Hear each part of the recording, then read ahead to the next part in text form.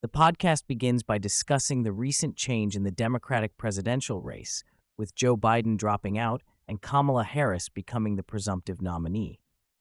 Ben Shapiro suggests that the race has reverted to where it was before the debate, with Donald Trump having a slim but solid lead over Harris in various states and nationally. According to polling data, Trump is leading Harris by about 1.9 percentage points in the popular vote. Shapiro cites several polls, including a New York Times Siena poll showing a 1-point race in Trump's favor and a CNN poll with Trump up by 3 points against Harris. In battleground states, recent Emerson polls show Harris trailing Trump in Arizona, Georgia, Michigan, and Pennsylvania, with a tie in Wisconsin. However, these margins are smaller than they were against Biden a week ago. Shapiro emphasizes that this is a very close election, quoting poll analyst Nate Silver's assessment of the national polling average. The podcast then delves into Harris's campaign strategy, which Shapiro claims involves two main aspects: avoiding her record and relying on media support. Harris's first campaign ad is discussed, featuring Beyoncé's music and focusing on themes of freedom and progress. Shapiro criticizes the ad for being vague and not providing any substantial information about Harris herself. The podcast highlights Harris's inner circle, including her sister Maya Harris, brother-in-law Tony West, and various aides who have been with her throughout her political career.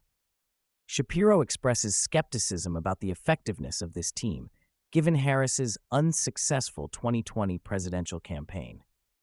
Shapiro argues that Harris is far more radical than she presents herself to be, playing clips of her discussing equality and equity. He suggests that her goal is not opportunity for everyone, but equal outcomes, which he equates to communism. The podcast also touches on Harris's appearance on RuPaul's Drag Race and her praise for Randy Weingarten, the head of the American Federation of Teachers. Shapiro accuses Harris of lying about her educational background, pointing out that while she claims to be a proud product of public education, she attended private schools in Canada during her youth. He also criticizes her stance on the Israel-Gaza conflict, suggesting that she is engaging in moral relativism and failing to clearly condemn Hamas. The podcast discusses the media's role in shaping the narrative around Harris's candidacy.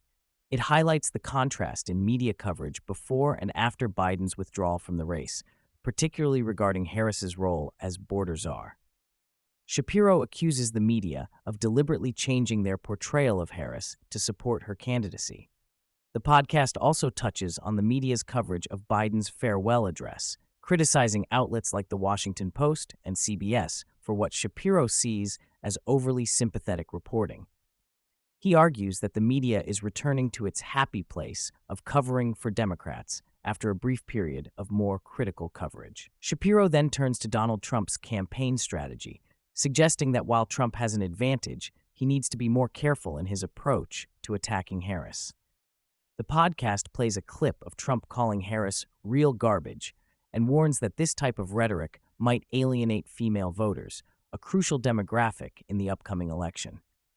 Shapiro advises that Trump should focus on Harris's policies rather than engaging in personal attacks, as the margins in battleground states are too slim to risk alienating potential voters. He emphasizes the need for Trump to run a no-mistakes race, given the enthusiasm of the Democratic Party and media to prevent his return to office. The podcast continues by discussing JD Vance, Trump's vice presidential nominee, and a controversial statement he made in 2021 about childless cat ladies in the Democratic Party. Shapiro acknowledges that while he agrees with some of Vance's points about the importance of family-oriented policies, the language used could be politically damaging.